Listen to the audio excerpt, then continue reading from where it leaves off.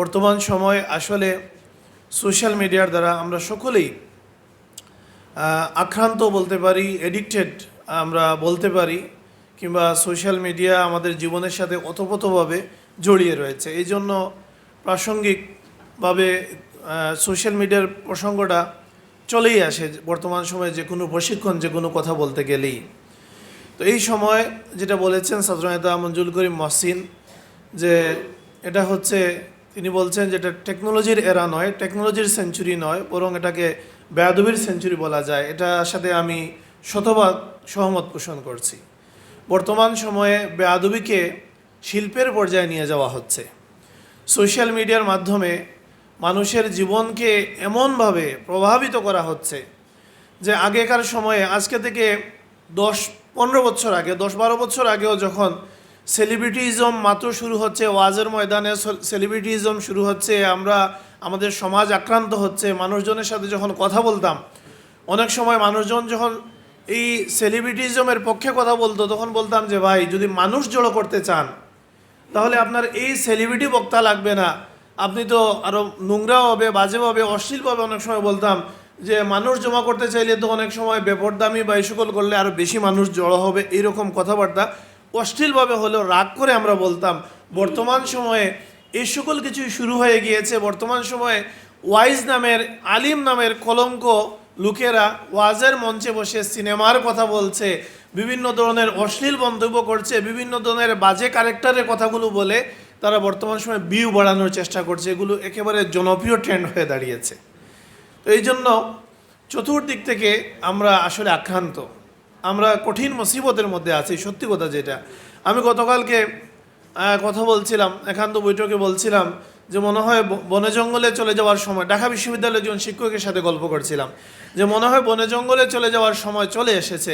তিনি বলছেন না ভাই, সেখান থেকেও জঙ্গি বলে, বিচ্ছিন্নতাবাদী বলে ধরে নিয়ে আসবে, সেখানে গিয়ে আপনি রক্ষা পাবেন না। বুঝতে পারছেন কিনা? আপনি যে আপনার বন জঙ্গলে গিয়েও যে আপনি আল্লাহ বিল্লাহ করবেন, সেই সুযোগটাও নাই। সেখানে গিয়ে যদি আপনি মনে করেন যে আমি আক্রান্ত সমাজ থেকে একটু পালিয়ে যাব, সেখান থেকে আপনাকে বিচ্ছিন্নতাবাদী বা জঙ্গি বলে সেখান থেকে ধরে নিয়ে আসা হতে পারে, সেখানে গিয়েও রক্ষা নাই। তো এই যখন অবস্থা, এই সময়ে তালহামিজে ইসলামিয়া সত্যি একটা আশার আলো, আশার প্রদীপ। কারণ আজকে আপনারা এখানে 6 ঘন্টা, 5 ঘন্টা, 6 ঘন্টা থেকে বসে আছেন, আমাদের নামগুলো বারবার বলা হচ্ছে, আপনারা শুনছেন, এটা অত্যন্ত বিরক্তিকর বিষয়। কিন্তু আপনারা ধৈর্য ধরে বসে আছেন। আপনাদের সংগঠন আপনাদেরকে এইভাবে ট্রেন করেছে যে এইরকম বিরক্তিকর পরিস্থিতি, এখানে অনেক ভালো কথা বলা হয়েছে, আপনারা শুনেছেন, কিন্তু একটা সবার সবচেয়ে বিরক্তিকর অংশ হচ্ছে বক্তাগণ এসে সবার নাম বলবেন। এটা আমার কাছে খুবই বিরক্ত লাগে। আমি সাধারণত এরকম বলি না, কিন্তু এটা আমাদের ট্রেন্ড, সবাই এসে সবার নাম বলেন। তো এই সকল বিষয়ে আপনারা যে এইভাবে সয়ে যাচ্ছেন বা শুনে যাচ্ছেন, এর কারণ কি? সংগঠন আপনাদেরকে এইভাবে ট্রেনিং দিয়েছে, আপনারা প্রশিক্ষিত যে এগুলো আপনারা বসে শুনেন। এর মধ্যে এই যে 5 ঘন্টা 6 ঘন্টা আপনারা বসে আছেন, এর মধ্যে বহু ভালো কথা বলা হয়েছে।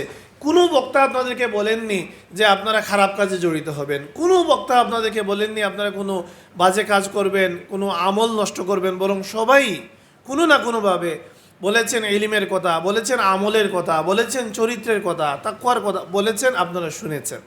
তো এই জন্য এই সময়ে যখন মানুষ সোশ্যাল মিডিয়া দ্বারা প্রভাবিত হয়, মানুষ কীভাবে প্রভাবিত হয়? মানুষের চিন্তা দ্বারা মানুষ প্রভাবিত হয়। আমি আবার ঘুরে যাই সেই তেঁতুল তত্ত্বে, যদিও এখানে ভিডিও হচ্ছে এই জন্য কথা মন খুলে বলা যায় না। বাংলাদেশের তেঁতুল তত্ত্ব নামক একটা তত্ত্ব একসময় খুব ব্যাপকতা লাভ করেছিল, যদিও এটাকে ভিন্নভাবে ব্যাখ্যা করা হয়েছে, কিন্তু এই কথার মধ্যে কিন্তু যুক্তিকতাও আছে এবং এটা অনেকাংশে কথাটা ঠিক ছিল। তো আমি আপনাদেরকে এটা উদাহরণ দিয়ে বোঝাচ্ছি। আমরা একবার এক সফরে যাচ্ছি, তো একজন বলছেন যে তার একটু বমি বমি ভাব হচ্ছে। তো সাথের আরেকজন সফর সঙ্গী বলছেন তেঁতুলের ধ্যান করেন। বুঝতে পারছেন কিনা? আমি চিন্তা করে দেখলাম, আপনি এখন চিন্তা করেন তেঁতুলের কথা, আপনার কিন্তু মানে চলে আসবেন, একটা জিভে পানি চলে আসে। আপনি যদি এখন টক চিন্তা করেন, একটা টকের ফিলিং চলে আসে। মিষ্টি চিন্তা করলে মিষ্টির ফিলিং চলে আসে। মানুষ তার চিন্তা ধারা প্রভাবিত হয়।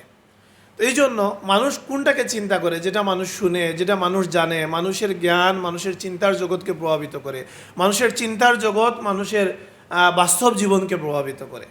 তো এই জন্য আপনারা এখানে যা কিছু শুনেছেন, ভালো কাজের কথা, চরিত্র গঠনের কথা, আমলের কথা, এগুলো কোনো না কোনোভাবে আপনার জীবনকে প্রভাবিত করবে। আপনি তালামি ইসলামের সাথে সম্পৃক্ত, আপনি একেবারে সবচেয়ে অবহেলার কাজ, ধরেন আমরা দিনের পক্ষে কাজ করি, আপনার মনের মধ্যে প্রশ্ন আসতে পারে আমার এলাকায় ঊর্ধ্বতনের নেতা আসবেন, আমি তাকে গ্রহণ করব, রিসিভ করব, এই জন্য আমরা যে আয়োজনটা করছি, আমরা যে শ্রম দিচ্ছি, এর সাথে দিনের কি সম্পর্ক রয়েছে, আপনার মনের মধ্যে প্রশ্ন আসতে পারে। কিন্তু আপনি যদি আবার উল্টোভাবে চিন্তা করেন, আমি যে এইরকম একটা কর্মসূচিতে কার্যক্রমে জড়িত রয়েছি যার মাধ্যমে এটা সংগঠন পুরো সংগঠিত হয়ে আল্লাহর দিনের পক্ষে কাজ করছে, এই সময়টুকু যদি আমি এর থেকে দূরে থাকতাম তাহলে এই সময় আমার কর্মসূচি কি হতো, হয়তো আমি সোশ্যাল মিডিয়ায় ব্যস্ত সময় পার করতাম, যার মাধ্যমে সোশ্যাল মিডিয়ায় যে অশ্লীলতার চূড়ান্ত পর্যায়ের ছড়াছড়ি। বর্তমান সময়ে মানুষ অনেক ভালো কাজের নামে মন্দ কাজ করে। মানুষ বর্তমান সময় কাটানোর জন্য ওয়াজ শুনে ইউটিউবে, শুনে না? সময় কাটানোর জন্য ইউটিউবে মানুষ ওয়াজ শুনে, এবং ইউটিউবে ওয়াজ শুনে যে পরিমাণে মানুষ বেআমল বেআখলাকি বদ আকিদাদারি হচ্ছে, এরকম কোনো মানুষ মনে হয় কোনো কিছু না শুনে এরকম নষ্ট হচ্ছে না। ওয়াজ শুনে মানুষ যেরকম নষ্ট হচ্ছে, আমল নষ্ট হচ্ছে, আখলাক নষ্ট হচ্ছে। গ্রামের সাধারণ মানুষ যে সকালে বের হয়ে চলে যায় ক্ষেত খামারে, সন্ধ্যায় ফেরত আসে ক্লান্ত হয়ে, ওই মানুষের আকিদা নষ্ট হচ্ছে না।